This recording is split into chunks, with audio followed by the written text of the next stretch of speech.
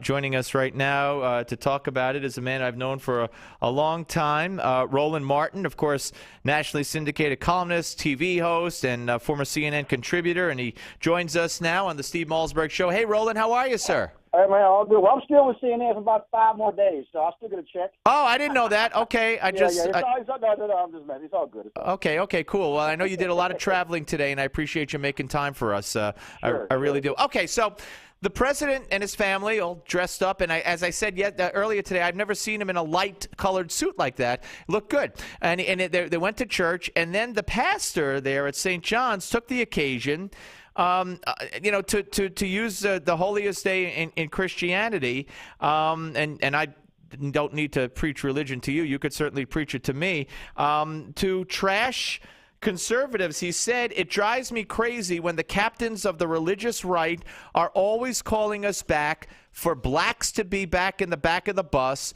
for women to be back in the kitchen, for immigrants to be back on their side of the border." Appropriate or not appropriate?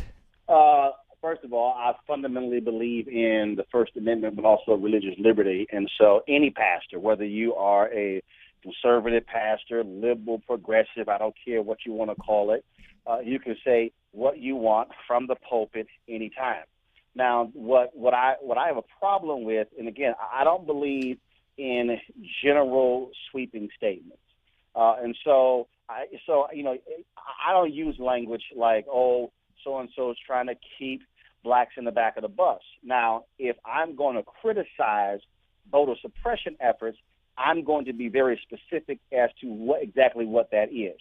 And so I just don't believe in these sweeping statements, whether they come from somebody on the left, from the right, because it doesn't – first of all, it says nothing. Because throwing that statement out there, what does it even mean? And so if I'm sitting there as a parishioner, as a member of the congregation, I'm going, all right, you might want to be a little more specific, please, so I can understand what you're actually saying, what point you're trying to get across. Right. No, and look, I agree with you, too. No one's questioning the right for the pastor to say whatever he wants up there, under the First Amendment. So we're both on the same boat with that. And I agree with you, I agree with everything you said here. But had he gotten specific, do you believe that Easter Sunday with the president in attendance is the right time to go there? I don't have a problem with it singing on Easter Sunday. Because, look, it sort of reminds me of the people who cuss and act a fool Monday through Saturday and then say, hey, no cussing on Sunday, it's God's day. Well, God knows you've been cussing for the last 6 days, so don't act like all of a sudden it's a different day.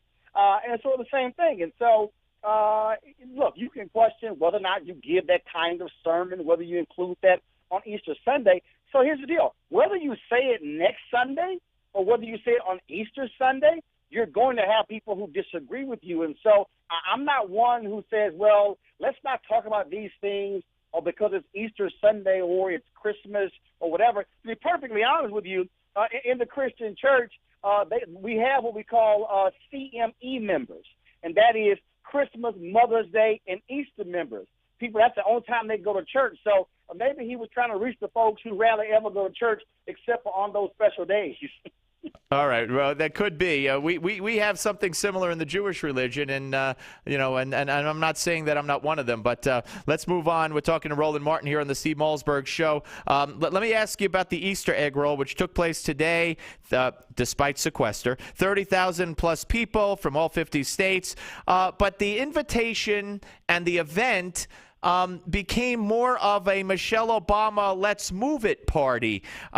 She even said, we want you to have a good time, but keep moving and be healthy, and kids, eat your vegetables, okay? Now, I know an Easter egg roll really doesn't have much religious significance, or at least I don't believe it does, and I don't know where the Easter bunny comes into it all.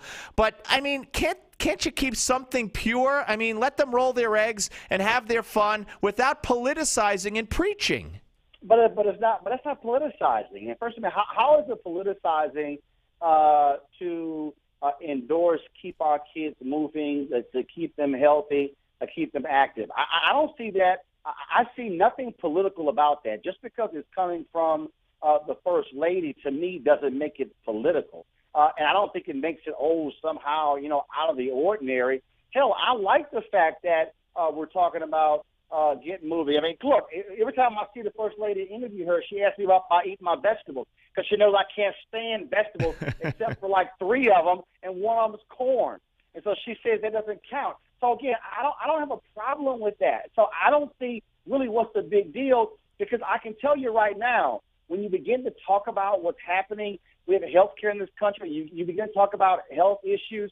And look, I'm sitting here, I got my whole family. We're trying to sit here and diet and lose weight. It's all about being healthier. So I'm really not tripping about it. I say more power to her, because the more we hear it, maybe we'll start paying attention to it. So, yeah, all right. Let's move. I hear you. Steve, walk around the studio doing a radio show. I do that. Hey, Roland, we'll have you back, man. Thank you. Good luck, sir. No problem. Take care. Take care. Roland Martin, ladies and gentlemen, on the Steve Malzberg Show. We're coming back. Don't you go away.